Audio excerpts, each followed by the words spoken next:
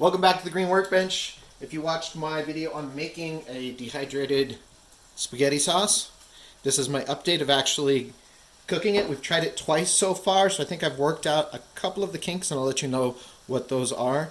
These pans are actually really awesome. They don't stick at all, but for some reason they bend really easily. We've got two of them, and both of them are bent. I don't know if it's the heat or they just are easily knocked around, whatever it is. Weird. Anyway, let's get started. Alright, so the first time I did this, I actually mixed my powder and water in with the meat, and that was a big mistake. The meat actually soaked up the taste, or the sauce, and the flavor, so we had this kind of flavorful meat, but no sauce. So if you like sauce on your spaghetti, that didn't work. So we figured out that you have to cook the sauce, make the sauce and reconstitute it separately from the meat, and then you can either add it to the meat and cook it together or just put it on separately onto the noodles. And I just want to clarify, this is not Italian authentic spaghetti, this is American style spaghetti. So a decent ratio that I found was about 4 heaping tablespoons of powder to about 2.5 cups of water. So each jar, you have multiple dinners right there.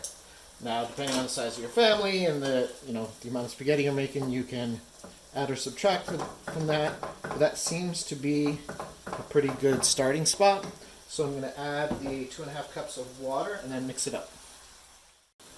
Okay, so we've got 2.5 cups of water in here. We're going to start our burner and bring it to a medium heat, and then get this powder mixed in with the water here. Now, if you watched the previous video, you saw I added a note about putting salt in your mixture. Now, you may be someone who can't eat salt, or you try to lower your salt content. One of the other things that we learned is if you don't add salt, you don't get the pop of flavor. And that's what salt does, right? It adds flavor, it brings out flavor in things. So you'll still taste all the ingredients, but it won't taste like something you get out of the can, because it won't be as strong, because the cans of spaghetti sauce you buy at the store have a very high salt content.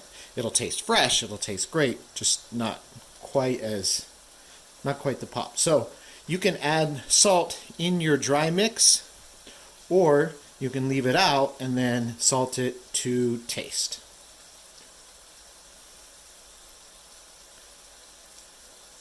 Alright, so we're pretty good mixed here. We're going to let it come to a simmer, and it'll start to thicken up here.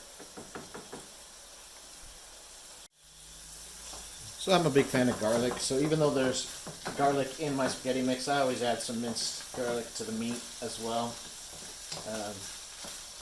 That's up to you. Right? Everyone does spaghetti a little bit differently, and like I said, this is definitely an American spaghetti.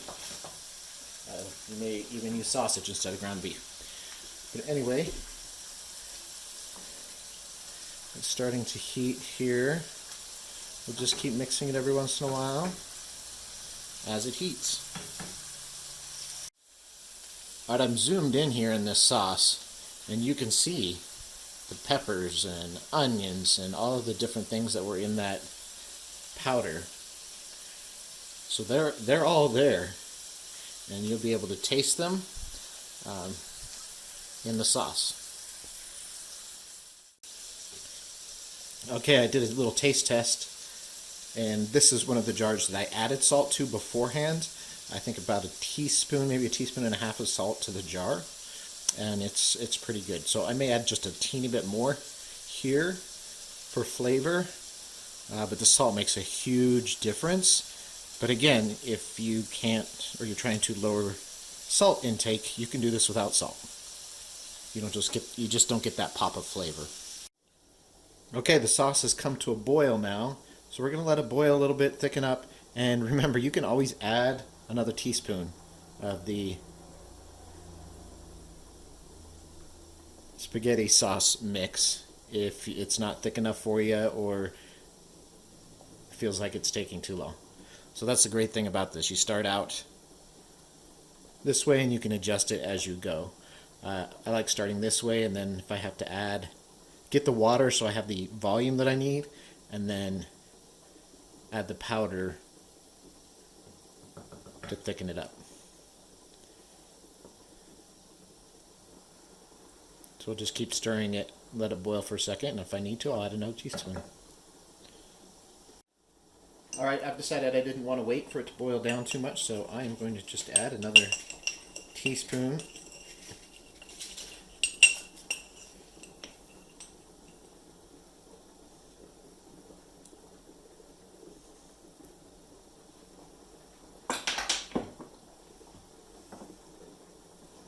Stir it up. It's already thickening here pretty good. So that's a total of 5 tablespoons to 2.5 cups of water. And look at that. You can see already that it's thickening up nicely there. And you want a good sauce that's not too thick, but not watery on your plate. Okay, so another option is if you want it to thicken it up more, but you don't want to use so much of your spaghetti powder, you can use tomato paste. So using the exact same kind of formula of slicing and dehydrating, this is just tomatoes, none of the other vegetables. And so you can use that to kind of thicken it up and give it a more tomatoey taste if you'd like. So that's an option. So I'm going to do that here. Just the sauce was fine as it was, but just kind of for the sake of the video.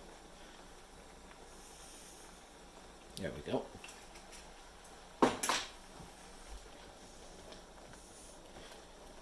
See that nice consistency there? All just reconstituted, dehydrated veggies, fresh from the garden. So give that just a couple more minutes and it'll be done. So when it's finished, I know a lot of people, especially in the US, just mix it all together and serve it that way, noodles and all. Others do separately, so you can either pour it in over top of your meat, you can allow people to just do noodles, meat, and sauce to their liking, but either way, this is dehydrated spaghetti sauce. And if you haven't watched the video of how I made it, check that out. Please subscribe, hit the notification bell, and I will see you next time on the Green Workbench. It looks like we're about ready to eat.